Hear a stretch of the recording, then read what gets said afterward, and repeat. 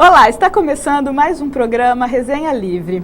Hoje em nossos estúdios eu recebo Raquel Sartori, que é a coordenadora do curso de Psicologia da Unifev, é psicóloga e mestre em Educação Especial. Recebo também Débora Domingues, também professora do curso de Direito da Unifev, mestre em Direito Constitucional, e Breno de Queiroz, especialista em Direito Público e é professor de Direito também no curso da Unifev. Sejam todos bem-vindos e hoje vamos falar sobre as questões polêmicas do direito de família.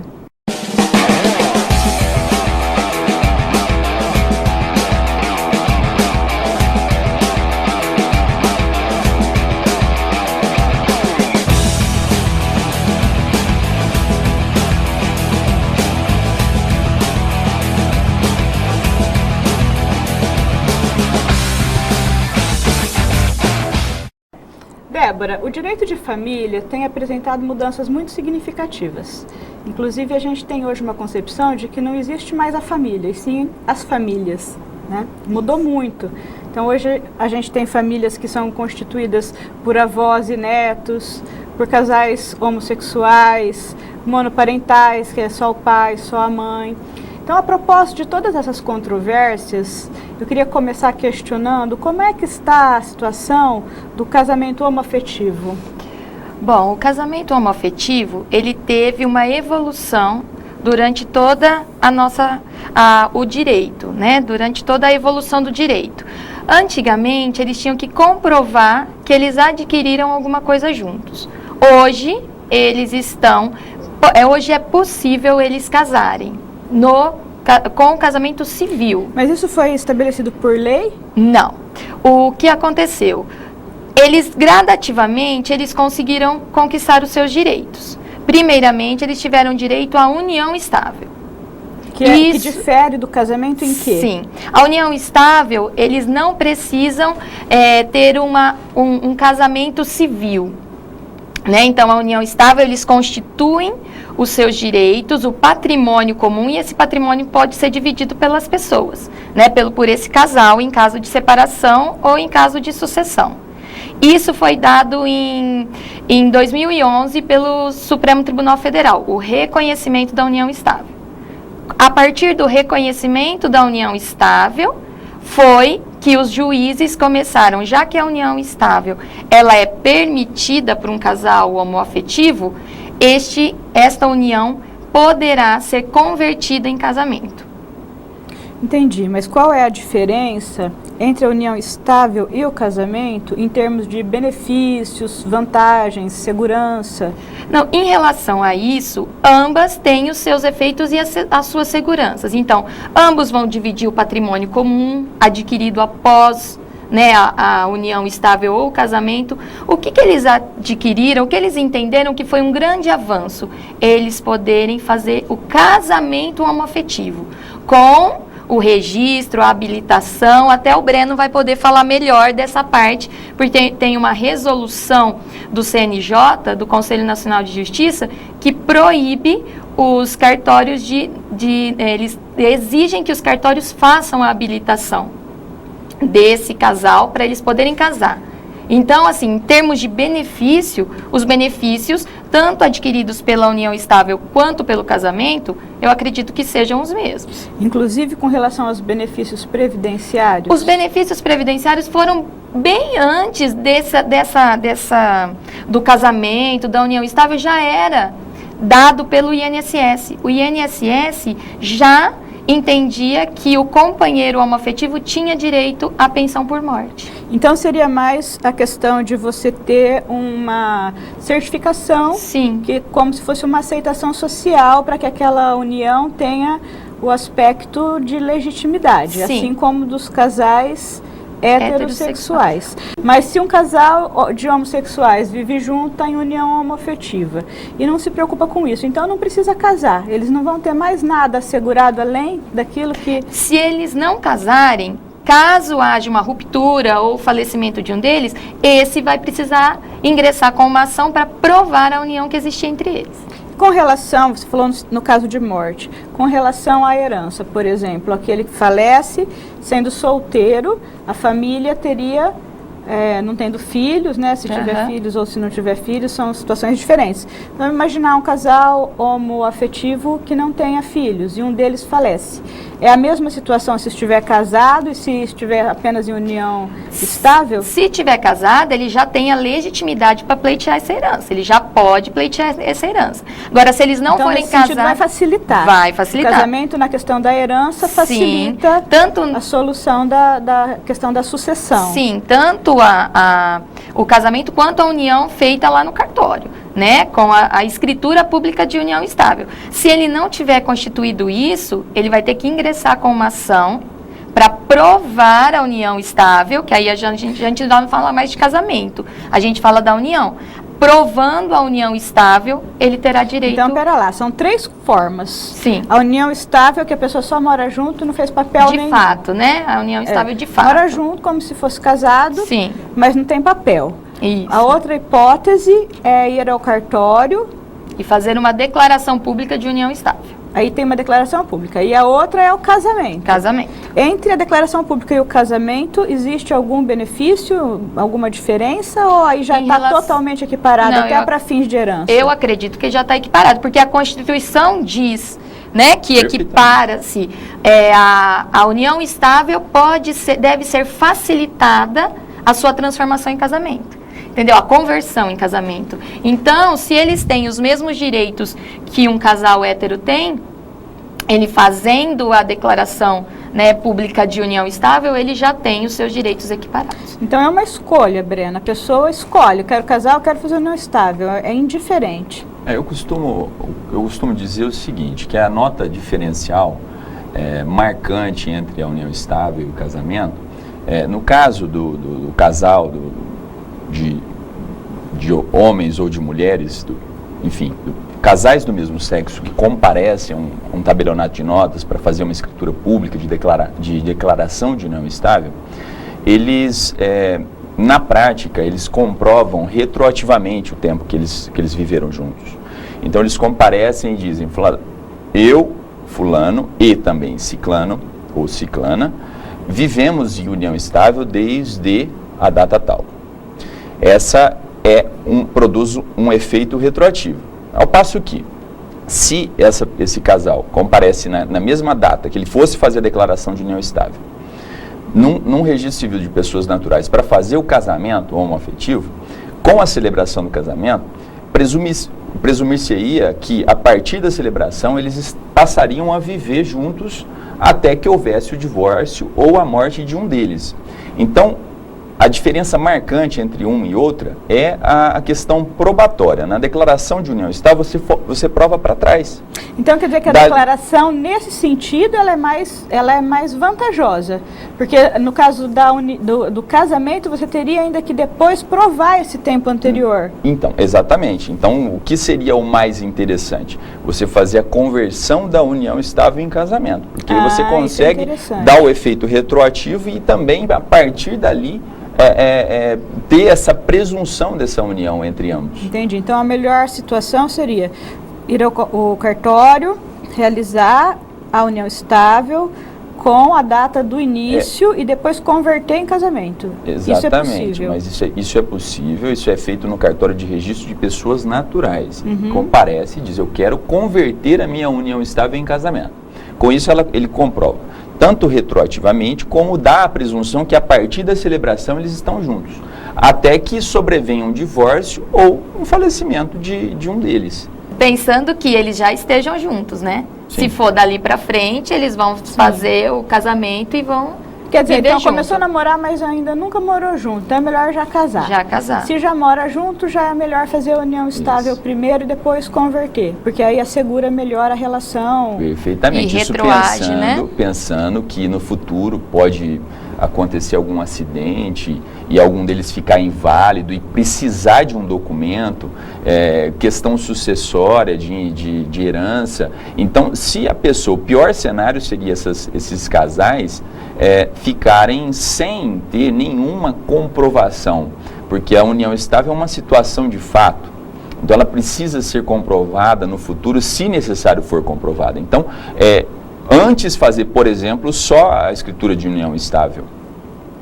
Porque essa escritura de união estável, hoje em dia, na atual legislação, existe a possibilidade do registro da escritura de declaração de união estável no cartório de pessoas, que não é casamento, é apenas o registro de um ato que foi importante para aquelas duas pessoas. Ele continua solteiro? Continua. Se ele Estado fizer... civil, solteiro. Se ele fizer... Tem se falado muito Estado Civil companheiro. Companheiro, convivente. Eu não adoto esse critério. Para mim, eu, por exemplo, vou preencher um formulário, uma escritura, eu qualifico como solteiro. Companheiro, se fizer a exigência, aí eu colocaria, mas eu entendo que o Estado Civil da pessoa que não está formalizada no registro de pessoas, ou ela é solteira, ou ela é casada, ou ela é viúva, ou separada judicialmente. Mesmo que tiver união estável, formalizada, é solteira. Exatamente. Entendi. E Entendimento particular meu. Para fins de dissolução dessa sociedade, é o mesmo divórcio, é a mesma coisa do que os casais heterossexuais, não tem diferenciação nenhuma. Não tem diferenciação. Você estava falando que não existe uma lei para isso, né? Existe essa resolução. Em relação ao cartório. Então, a pessoa vai lá no cartório e se casa, tudo bem. E aí resolve adotar uma criança. E se o juiz entender que não pode ser feita essa adoção? Não vai ser... isso? Os juízes todos entendem? Como está a questão da adoção de crianças por casais homossexuais? Olha, a questão da adoção, eu entendo particularmente que ela tem que seguir uma coerência, porque se o Estado brasileiro, na medida em que ele legitima pessoas do mesmo sexo a celebrarem casamentos, união estáveis, com eficácia registral, elas têm que seguir nessa linha de coerência e entender que se podem se casar com a bênção do Estado, elas podem adotar crianças sem problema nenhum. Raquel, uma coisa que a gente escuta sempre falar como um argumento contrário, né, à adoção de crianças por casais homossexuais, é o fato da discriminação, do preconceito que essa criança vai enfrentar. E aí a gente tem uma situação delicada porque o juiz, ele tem as crianças, ele tem os casais. E ele pode deliberar que a criança vá ou para uma família convencional ou para uma família homoafetiva. Então, muitos ainda se apegam ao argumento de que a criança teria uma lesão, por ser o Estado a entidade que determinaria que ela fosse adotada por um casal homossexual. Você acha que essa lesão existe, que isso é realmente um problema? Olha, Nini, eu entendo que lesão, essa criança está numa condição de abandono, né, e de cuidada dentro de uma instituição sem um vínculo afetivo, maternal, de que por mais cuidado que o Estado tenha com essa criança, uma coisa é você cuidar dela dentro de uma instituição, com uma série de outras crianças e por funcionários dessa instituição, outra coisa é ser cuidada no seio de uma família, né, nos vínculos familiares. Infelizmente, a gente ainda vive numa sociedade com muitos preconceitos e a gente não pode dizer que essa criança não vá ser alvo de preconceito nunca e que isso não existe. Infelizmente, a gente não pode dizer, né, seria muita ingenuidade da nossa parte, apesar de da gente não concordar com isso, uma ingenuidade muito grande imaginar que isso não aconteceria com a criança. Mas o preconceito, ele está na vida de qualquer pessoa e por qualquer motivo. Por ser homossexual, por ser negro, por ser gordo, por ser magro, por ser alto, por ser baixo. Então, razões para o preconceito, a gente tem para qualquer pessoa estar sujeito a isso, né? Para discriminação, para marginalização, a questão social, a questão financeira. Então, é mais um possível e não garantido meio ou razão de alguma forma de preconceito ou discriminação. É um possível fator, não um garantido fator, e que a gente precisa ajudar essa família, ajudar essa criança a manejar, né? Eu acho que a gente garantindo aí, essa criança ter a oportunidade de ser cuidada com afeto, para ela já é um ganho social muito grande, né? Ter condições aí de se desenvolver, de estudar, de ser cuidado, eu acho que já é um ganho social imenso. Inclusive, tem estudos, o primeiro juiz que começou a fazer essas adoções por casal é um juiz do Rio de Janeiro. E ele fez um estudo em relação ao dano e o ganho psicológico das crianças, né? Então, falava justamente isso. Uma criança, primeiro, que o casal homoafetivo, ele adota crianças que ninguém quer adotar. Crianças maiores, crianças negras. Mas como é possível isso hoje? Porque até onde eu sei, não existe como você escolher qual criança você quer. Você declina, você não quer aquela criança. Tem uma criança que está na fila da adoção. Entendi. Você pode escolher, declina. então. Você tem o teu, e você, quando você vai entrar numa fila não de é uma adoção... fila. Não. Por exemplo, mesmo eu estou na tenha. fila, chegou uma criança, não, aquela mas criança você vai é minha. Eu estabelecer posso os não critérios. querer. Você tem criança que você vai adotar recém-nascido, branco, então você estabelece os critérios para você adotar. O casal homoafetivo, quando ele vai adotar, ele já estabelece critérios. Criança acima de 5 anos, criança negra, criança com AIDS. Então, ele dá uma margem maior e uma abertura maior para E se ele quiser uma criança branca, bebê recém-nascido, ele consegue? Ele vai ficar na fila. Se for o momento dele, ele vai conseguir. Chegar a vez Até dele, chegar a vez ele dele. vai conseguir. Sim. Porque senão também a gente cria uma outra espécie de discriminação, né? De que os casais homoafetivos só podem adotar crianças com X, Y ou Z características. Eles ficam normais, eles ficam também na fila violaria normal. o princípio da isonomia, né? Porque eles teriam o direito de adotar quaisquer crianças, assim como qualquer casal. Isso seria a realização da isonomia de uma forma material e de uma forma plena. E nesse caso que eu falei do Rio de Janeiro, era uma criança de 5 anos que estava em abrigo, uma situação completamente precária. Ela foi para uma casa, para uma escola particular, tendo tudo do bom e do melhor. Então, a que ponto? Deixar uma criança dessa ir para a rua? Ou trazer para um casal homoafetivo? E você tem uma estatística sobre, assim, qual é o posicionamento dos juízes no Brasil? Os juízes, eles vêm mudando seus posicionamentos. Antes, eles não davam. Uma das primeiras que nós tivemos no estado de São Paulo, de adoção pelo casal, foi aquele caso de Catanduva. TV, né? De Catanduva. Que, inclusive, eles adotaram dois, né? adotaram 2. Foi o primeiro caso que nós tivemos no estado de São Paulo. Eles davam, não é proibido, o Estatuto da Criança não proíbe. Só que eles tinham este preconceito. E, com isso, eles davam só para um. E nisso a criança era prejudicada. Assim, porque aí no caso de uma separação, Justamente. a criança não teria direito à pensão do outro. Justamente, né? nem pensão. Ficaria mais desprotegida. Sim. Então, hoje, eles permitem, só que isso vai de entendimento judicial. Mas tem muitos que ainda não concedem? Tem muitos que ou não ainda concedem. Está equilibrado? Não, ainda tem, né? Ainda temos um certo preconceito, mas os tribunais já estão reformando essas decisões, estão autorizando, inclusive, colocam, né? Já estão mandando para os cartórios para registrar com 2 pais ou 2 mães. Você já teve? Não, eu nunca tive esse caso, mas é notório.